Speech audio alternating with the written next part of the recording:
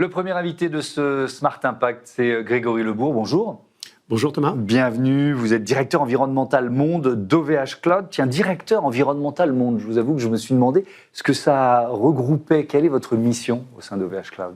La mission est assez simple, en fait. C'est d'abord de quantifier l'impact environnemental de nos activités. Clairement, on peut régler un problème que si on le mesure de manière fine et précise. Donc, il y a un gros travail, en fait, de ce qu'on appelle le reporting, pour être capable d'analyser sous tous les fronts, puisqu'en fait, l'impact environnemental d'une activité, elle est profondément multicritère.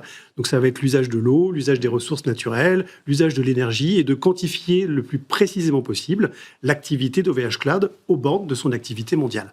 Puis après, bien sûr, l'idée, c'est de réduire cet impact environnemental, donc de définir une politique avec des trajectoires à court terme ou moyen terme, où on va effectivement réduire l'impact environnemental de l'activité cloud. Et donc, c'est de le transformer en programme précis, en fait, en projet très précis. Ouais. Avec un outil qui s'appelle l'Impact Tracker environnemental. Comment ça fonctionne ? C'est quoi cet Impact Tracker ? Alors cet outil, en fait, c'est la deuxième génération qui fait suite en fait au lancement d'un outil qu'on avait appelé la calculatrice carbone. Donc on a lancé il y a à peu près 2 ans. On parle souvent en fait de l'empreinte carbone des activités. Donc là, on est vraiment sur ce champ-là. Donc les émissions de gaz à effet de serre aux bornes de l'entreprise. Mais finalement, ces chiffres macro aux bornes de l'activité de l'entreprise sont assez abscons pour le client. Ce que le client veut savoir, c'est globalement l'usage des services cloud que j'ai souscrits, que ce soit des capacités de calcul, des capacités de stockage, quel est l'impact réellement, mensuellement, annuellement. Donc l'idée est de dériver ces gros chiffres à l'échelle des services utilisés par un client. Donc c'est plus fin, si je comprends bien. C'est beaucoup plus fin. C'est beaucoup plus fin et c'est très intuitu personné. C'est vraiment fonction des services qui ont été souscrits par les clients, de la fréquence avec laquelle ils les utilisent et du volume aussi de données qu'ils stockent, du volume de calcul qu'ils font. Donc c'est extrêmement précis. Et surtout, l'idée de l'impact tracker a été de faire évoluer cet outil pour le rendre justement multicritère. On s'est adressé à la mère des batailles, qui est le réchauffement climatique, en essayant d'objectiver les émissions de gaz à effet de serre. Mais il faut aussi traiter des sujets comme les ressources minérales, ce qu'on appelle les ressources abiotiques, non vivantes, donc les minerais, les métaux dont on a besoin dans notre industrie, mais également l'usage de l'eau. Est-ce que ces critères-là, les minerais, l'eau par exemple, ils étaient déjà intégrés à la calculatrice carbone ou pas forcément ? Non, ils ne l'étaient pas. Et pourquoi ça se fait en 2 temps ? C'est parce qu'encore une fois, l'idée, c'est quand on sort un outil de diagnostic comme ça, il faut se poser des questions de fond méthodologiques pour qu'il soit le plus précis possible, le plus robuste d'un point de vue scientifique. Et ça demande beaucoup de travail. Donc il y a toute une phase de maturation scientifique, à la fois pour modéliser l'impact et le dériver à l'échelle des services, mais aussi faire appel à des bases de données, de facteurs d'impact, de facteurs. Il y avait les facteurs d'émission sur le front des gaz à effet de serre, eh bien il y a des facteurs d'impact sur les autres critères environnementaux et de s'assurer que ces bases sont les plus fiables possibles. Donc c'est clairement une demande de vos clients. C'est pour ça que vous avez upgradé la calculatrice précédente. Oui, c'est la conjonction de 2 facteurs. C'est d'abord la volonté de l'entreprise d'être extrêmement transparente. Ça, c'est vraiment dans l'ADN de l'entreprise d'avoir toujours été... Depuis le début ? Depuis le départ. C'est vraiment une marque de fabrique de l'entreprise depuis sa fondation il y a 25 ans. Et encore une fois, l'entreprise n'a pas entendu l'arrivée d'un directeur environnement pour se poser des questions de frugalité et de réduction de l'impact environnemental. Ça fait vraiment partie du travail de fond, en fait, et les choix technologiques de l'entreprise, notamment le fait de refroidir les serveurs à l'eau en boucle fermée, participe en fait de cet effort-là. On y reviendra là-dessus parce que l'enjeu de l'eau est très important. Voilà, il y a une cohérence d'ensemble vue de l'entreprise. Mais il y avait quand même une pression de vos clients aussi, c'est ce que j'ai compris tout à l'heure. Dire, c'est pas assez fin, je veux savoir ce que moi, je consomme pour pouvoir l'intégrer et ce que je réduis pour pouvoir l'intégrer à mon propre bilan. Et ce qui montre aussi la maturité à laquelle on est confronté côté client, qui vont se servir de ça. Alors, pour 2 raisons. Bien évidemment, ils ont besoin de données aussi pour leur reporting. En tant qu'entreprise, ils ont aussi besoin de savoir quel est l'impact environnemental de leur activité. Et la partie informatique, la partie IT au sens large, fait partie des choses qu'ils doivent mettre dans leur bilan d'impact. Donc ils en ont besoin pour des raisons de reporting, mais aussi besoin pour des raisons d'action.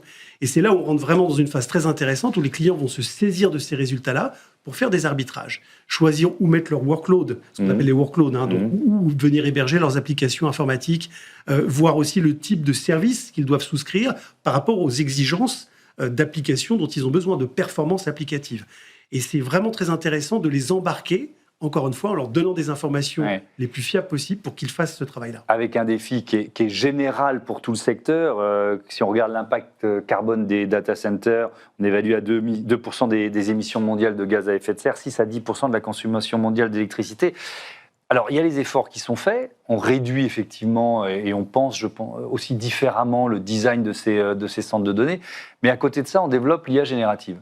Donc, cette explosion de l'IA générative et de l'usage par les citoyens, hein, les consommateurs de l'IA générative, est-ce que ça annihile pas complètement les efforts faits par ailleurs?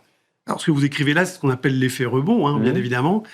Je crois qu'aujourd'hui, il faut être un petit peu humble. On ne sait pas quelle sera la trajectoire. Il y a eu beaucoup de prospectives qui ont été mises et publiées, notamment par l'Agence internationale de l'énergie. Et si vous regardez le dernier rapport qu'ils ont émis en avril de cette année, on estime que l'augmentation d'ici 2030 sera de l'ordre de 500 TWh, donc d'énergie. Aujourd'hui, sur la partie, on va dire, data center au sens large, hein, le cloud au sens large, on est globalement à 480 TWh. Ça correspond un petit peu à la consommation de la France annuellement, hein, pour donner un peu une image. Mais cette même étude, il y a un an, disait qu'on serait à 2 fois plus. Donc je crois qu'il y a beaucoup d'incertitudes dans ces trajectoires. Il y a beaucoup d'annonces, effectivement, de data centers, notamment de gros data centers pour caler ces modèles d'intelligence artificielle que vous mentionniez, qui sont dans les tuyaux. On ne sait pas lesquels vont vraiment se matérialiser, lesquels vont être vraiment financés, vont réaliser. Et puis, il y a le progrès aussi de l'algorithmie, le progrès des plateformes, des performances du matériel que l'on met dans les data centers. Donc, il y a aussi des leviers technologiques, que ce soit software ou hardware, qui vont permettre de réduire l'impact. Ouais, les data centers, les centres de données d'aujourd'hui sont complètement, les nouveaux, hein, complètement différents de ceux qu'on construisait il y a 25 ans. C'est-à-dire à quel point ils sont plus économes. On va parler de l'eau dans un instant, mais déjà en matière de consommation d'énergie. Alors, oui, ils sont plus économes, c'est un fait. Aujourd'hui, un des indicateurs que notre industrie regarde, c'est un indicateur d'efficacité, un peu un indicateur de rendement, comme un rendement de moteur, sauf que là, c'est un rendement inversé, c'est ce qu'on appelle le PUE, le Power Usage Effectiveness. Ouais. Ça, c'est le ratio entre l'énergie consommée par le data center divisé par l'énergie réellement utile, c'est-à-dire celle consommée par les serveurs. C'est un ratio au-dessus de 1. Et il est vrai que si on regarde les chiffres mondiaux il y a encore 10 ans, on était entre 1,8 et 2, donc très, très inefficace. Aujourd'hui, on est plutôt à 1,55 en moyenne mondiale. Par exemple, OVH, avec ses technologies de water cooling, est à 1,26. Donc on voit bien que certaines adoptions technologiques, notamment comme le refroidissement à l'eau, permettent d'aller gagner de l'efficacité. Et il se trouve qu'avec l'avènement de l'intelligence artificielle, on a à refroidir des systèmes qui sont très, très denses d'un point de vue énergétique, très énergivores. Et le refroidissement à l'air traditionnel des data centers, par salle climatisée, ne fonctionne plus. Donc on voit une adoption assez massive de ces technologies de refroidissement à l'eau, en circuit fermé, encore une fois. Et ça, c'est très très bien parce que ça va participer effectivement de l'optimisation globale du système. Comment ça marche, tiens, d'ailleurs, ce free cooling, pour reprendre le terme anglais? Alors l'idée, c'est d'abord de capturer en fait la chaleur là où elle est émise, donc à sa source. Donc on va avoir dans un serveur, globalement, une grosse partie de la chaleur est émise par le CPU ou le GPU, quand on parle notamment de plateformes pour l'intelligence artificielle. Donc là, on va mettre une sorte d'interface, de water block, c'est le terme anglais, qui va permettre en fait de faire circuler une petite boucle d'eau en circuit fermé, qui va venir par conduction capter les calories émises par ce processeur. Puis après, il y a le reste en fait des composants qui vont aussi chauffer. Et là, on met un flux d'air à travers le serveur qui va être récupéré à l'arrière de la baie qui héberge les serveurs pour être échangé de nouveau avec une deuxième boucle d'eau. Et finalement, c'est un fluide caloporteur, l'eau qu'on utilise, pour ramener toute cette énergie thermique à l'extérieur du bâtiment et après, soit la dissiper dans l'air ambiant, ou soit venir la revaloriser par interconnexion sur un réseau de chaleur fatale, par exemple. Mais alors justement, ces interconnexions, qu'est-ce qu'elles représentent aujourd'hui? Est-ce qu'on est à un pourcentage infime? Parce que là, il y a un potentiel de synergie entre les data centers et leur environnement qui est quand même assez génial. Oui, il y a un potentiel important. Et dans les faits, le raccordement au réseau de chaleur, par exemple, la valorisation de la chaleur fatale, comme on le dit dans notre industrie, est assez faible. Alors, il y a des contraintes réglementaires qui ont été mises en place, notamment par la Commission européenne, pour donner un certain nombre d'indicateurs, et notamment le taux de réemploi de chaleur fatale fait partie des indicateurs que l'on doit suivre dans la filière, et des objectifs aussi, dans certains États membres, pour augmenter ce taux de réemploi de chaleur fatale. Donc, déjà, il y a un cadre réglementaire qui va pousser la filière à y arriver. La grosse difficulté n'est pas la collecte de ces calories. La grosse difficulté est la température à laquelle on est capable d'échanger ces calories. C'est beaucoup d'énergie thermique, mais à une température très faible.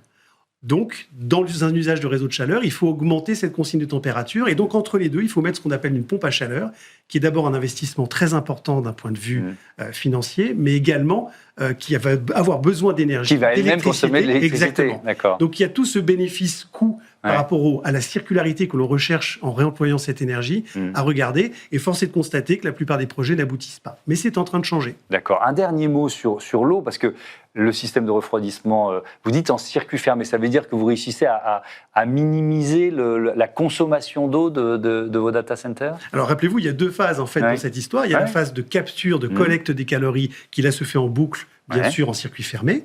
Et donc le travail finalement d'un acteur comme nous est de maintenir la qualité de l'eau dans ces circuits pendant 15 ans, ces conditions physico-chimiques, etc. Et puis après, il y a la dissipation des calories avec l'air extérieur. Quand on va dissiper les calories avec l'air extérieur, pour justement gagner en efficacité énergétique, on va utiliser ce qu'on appelle du refroidissement évaporatif.